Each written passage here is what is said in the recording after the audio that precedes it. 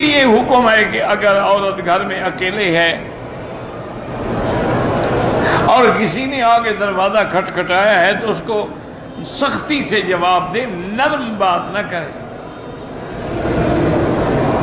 چونکہ اگر نرم بات کرے گی کہ اچھا ماشاءاللہ میرے خامد لیکن آپ تشریف لے آئے نا جی، اندر بیٹھے آ جائیں گے، تو پھر تو گناہ کا رستہ کھل گیا،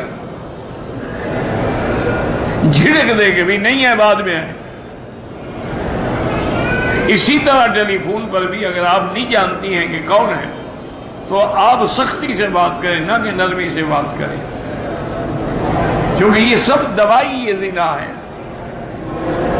ملنا ملانا بوس کنار یہ ابتدا ہے نا زنا، انجام زنا ہے۔ اور اللہ کے قرآن میں ہے کہ انہو کان فاحشۃ، یہ زنا جو ہے یہ فاحشہ ہے اور بہت برا راستہ ہے، گناہ بھی ہے اور برا راستہ بھی، چونکہ محاورات عرب میں ہے کہ الزنا یخرج البنا، زنا ایسی بلا ہے کہ جو آدمی کی بنا کو بھی اکھاڑ دیتا ہے۔ اسی طرح یہ ہے کہ من زنا زنیا، جو کسی کی لڑکی سے زنا کرتا ہے اس کے خاندان سے بھی پھر زنا ضرور ہوگا۔ اور یہ بھی ہے کہ زنا ایک ایسی بلا ہے کہ اس کی سبب سے بستیوں کی بستیاں اور خاندان اجڑ جاتے ہیں، لڑائیاں ہو گئیں، جھگڑے ہو گئے، فساد ہو گئے۔ تو اس لیے یہ ایک بہت بڑا گناہ ہے اور بڑا غلط راستہ ہے، تو آدمی کو ہر حال میں زنا سے دور رہنا چاہیے۔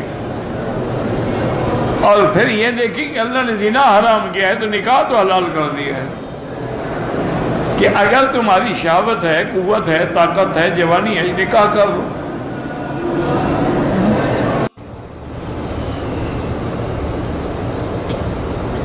اگر کسی نے کسی شادی شدہ عورت سے زنا کیا، اس سے اولاد پیدا ہوگی، وہ اولاد تو خیر باپ کی شمار ہوگی، زانی کی نہیں ہوگی، اس کے لیے تو پتھر ہی ہوتے ہیں۔ بہرحال لیکن توبہ کریں، استغفار کریں۔ الولد للفراش وللآخر الحجر، کہتے ہیں کہ اگر کسی نے اپنی سالی سے یعنی بیوی کی بہن سے زنا کیا، نکاح ٹوٹ جائے گا؟ نہیں جناب، دونوں کے فائدہ اٹھاؤ، نکاح نہ ٹوٹے تو پھر تو لگے رہو گے نا۔ اِنَّ لِلَّهِ وَإِنَّا إِلَيْهِ رَاجِعُونَ، سب سے بڑا گناہ